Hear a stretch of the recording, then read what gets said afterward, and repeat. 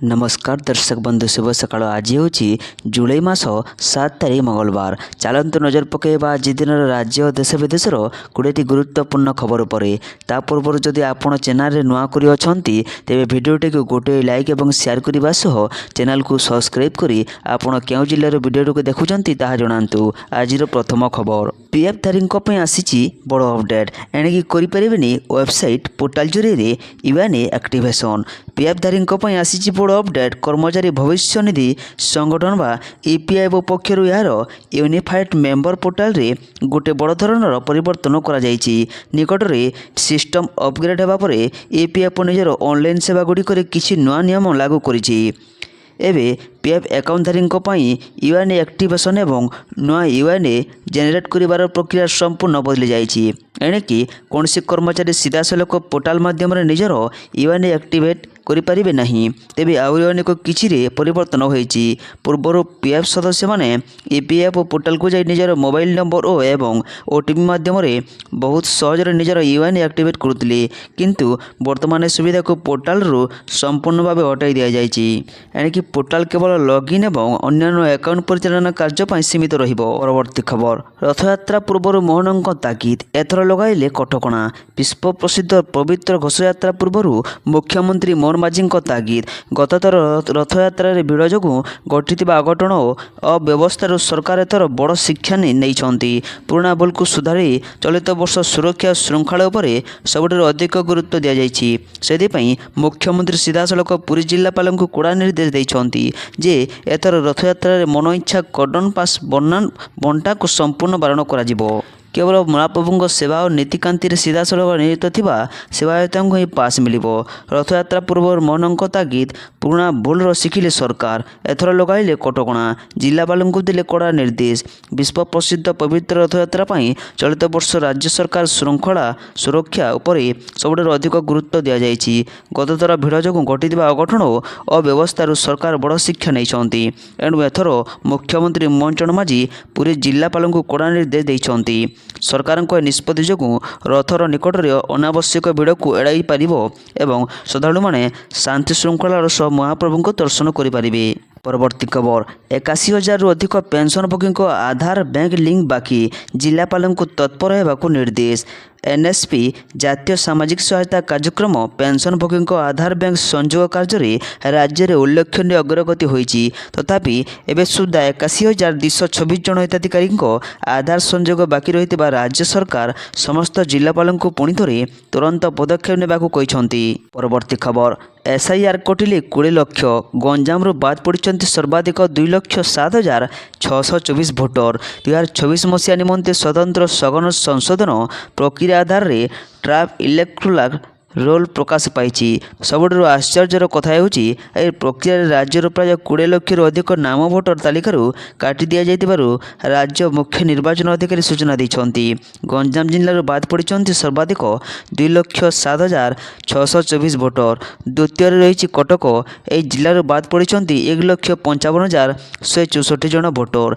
सेहीपरि मयूरभंज जिलूर 1,11,267 जन। जाजपुर जिलूर 1,05,014 भोटर विभिन्न कारण बाद पड़ती। तेबे एत संख्यार भोटरों परिगणना फर्म न मिलवा पछरे कारण हेउछि भोटरों मृत्यु, स्थानांतर, एकाधिक स्थान में भोटर तालिकार ना रहिबा सह अन्य किछि कारण भी रही। परवर्ती खबर आसंता 9 खुलिब हीराकुद जलभंडार गेट। उपरमुंडरे लगाण वर्षा जो हीराकुद डैम्र जलस्तर बढ़िबार लागिछि। आसंता 9 खोलिब हीराकुद जलभंडार गेट। छड़ाଯିब चलित वर्षर प्रथम बन्या जल। लगाण वर्षा फल बन्या स्थिति उपजिछि, जहां ध्यान रखी हीराकुद प्रथम गेट खोलिबाकू निष्पत्ति निया जाइछि। बन्या जल निष्कासन जो नदीर जलस्तर बढ़िबाकू थिबारु सुरक्षा दृष्टि जनसाधारण छात्र छात्री मानक महानदी गर्भक न जावाई एवं विशेष सतर्कता अवलंबन करने अधिकारी को अनुरोध करा जायछि।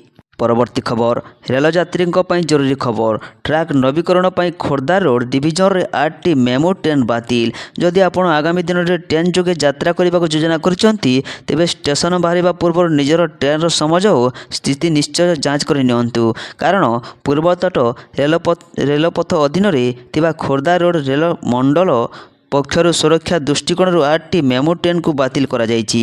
ରେଳ ଟ୍ରାକ୍ର ନବୀକରଣ ଏବଂ ଆଧୁନିକୀକରଣ କାର୍ଯ୍ୟକୁ ତ୍ୱରାନ୍ୱିତ କରିବା ଉଦ୍ଦେଶ୍ୟରେ ବିଭାଗ ପକ୍ଷରୁ ଏହି ବଡ଼ ପଦକ୍ଷେପ ନିଆଯାଇଛି। ପରବର୍ତ୍ତୀ ଖବର, ସ୍ମାର୍ଟ କାର୍ଗୁଡ଼ିକ ଆଉ ହୋଇପାରିବ ନାହିଁ ହ୍ୟାକ୍, ସରକାର ଆଣୁଛନ୍ତି ନୂତନ ନିୟମ। ଭାରତରେ କାର୍ଗୁଡ଼ିକ ପୂର୍ବ ଅପେକ୍ଷା ଅଧିକ ସ୍ମାର୍ଟ ହେବାରେ ଲାଗିଛି। ନୂତନ ଯାନଗୁଡ଼ିକ ଇଣ୍ଟରନେଟ୍ ସଂଯୋଗ, ଉନ୍ନତ ଡ୍ରାଇଭିଂ କ୍ଷମତା ଏବଂ ସଫ୍ଟୱେର୍ ଚାଳିତ କାର୍ଯ୍ୟକ୍ଷମତା ଭଳି ବୈଶିଷ୍ଟ୍ୟ ପ୍ରଦାନ କରେ। କିନ୍ତୁ କାର୍ଗୁଡ଼ିକ ଯେତିକି ସ୍ମାର୍ଟ ହେଉଛି, ସାଇବର ଆଟାକ୍ର ବିପଦ ମଧ୍ୟ ବୃଦ୍ଧି ପାଉଛି। ଏବେ କାର୍ର ସଫ୍ଟୱେର୍ ହ୍ୟାକ୍ କରିବା କିମ୍ବା ଏହାକୁ ଭାଇରସ୍ ଦ୍ୱାରା ସଂକ୍ରମିତ କରିବାର ବିପଦ ଦେଖାଦେଇଛି। ପରବର୍ତ୍ତୀ ଖବର, ଭାରତର ଆକ୍ଟ ଇଷ୍ଟ ପଲିସି କାହିଁକି ଆଜିର ସମାଜରେ ଜରୁରୀ? ପୂର୍ବୋତ୍ତର ରାଜ୍ୟର ଭାଗ୍ୟ ବଦଳାଇବ ପ୍ରଧାନମନ୍ତ୍ରୀ ଏହି ଭିଜନ।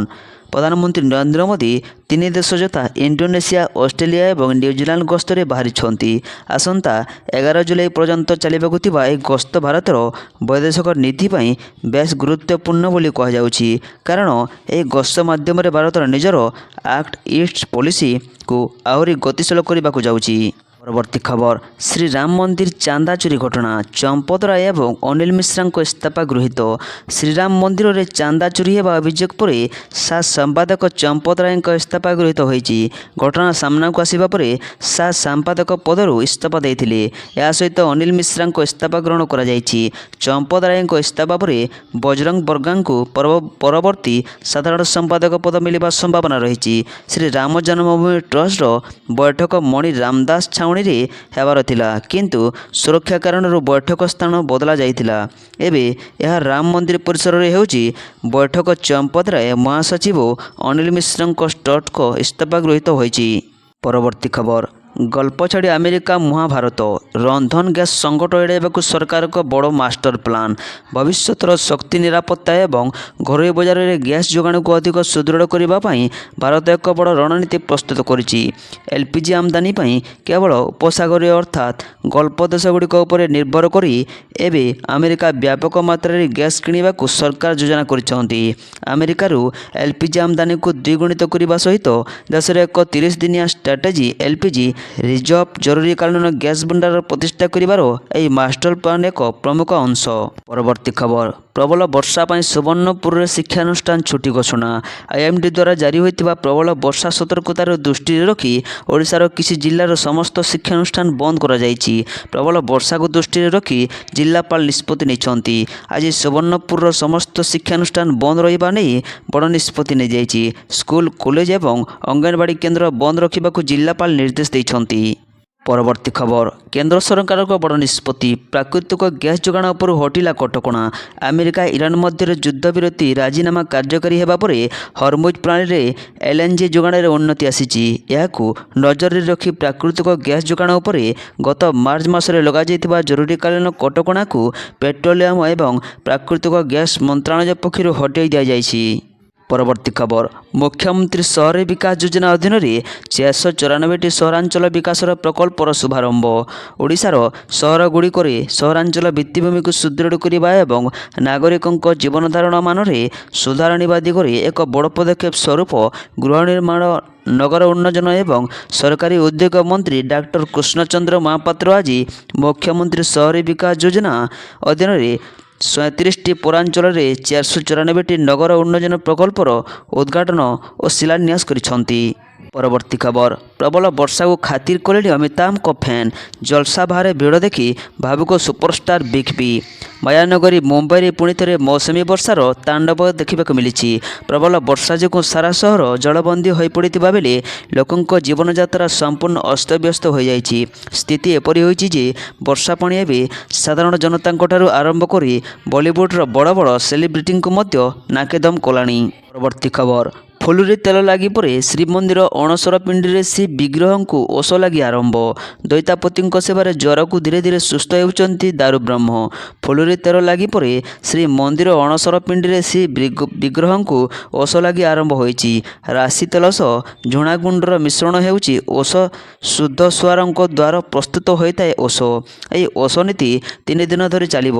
10 ତାରିଖ ଶୁକ୍ରବାର ଦଶମୀ ଦିନ ଶ୍ରୀଜୀଉ ଚକା ଉପରକୁ ଉଠିବେ। ପରବର୍ତ୍ତୀ ଖବର, ଆସୁଛି ଲଘୁଚାପ, ପୁଣି ବଙ୍ଗୋପସାଗରରେ ଲଘୁଚାପ, 15ରେ ଘୂର୍ଣ୍ଣି ପଳଜ।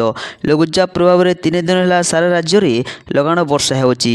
ଉତ୍ତର ପଶ୍ଚିମ ବଙ୍ଗୋପସାଗରରେ ଏବଂ ଏହା ସଂଲଗ୍ନ ଉତ୍ତର ଓଡ଼ିଶା ପଶ୍ଚିମବଙ୍ଗ ଉପକୂଳବର୍ତ୍ତୀ ଅଞ୍ଚଳରେ ସକ୍ରିୟ ଥିବା ଷଷ୍ଠ ଚିହ୍ନିତ ଲଘୁଚାପ କ୍ଷେତ୍ର ଘନୀଭୂତ ହୋଇ ଅବପାତ ରୂପ ନେଉଛି।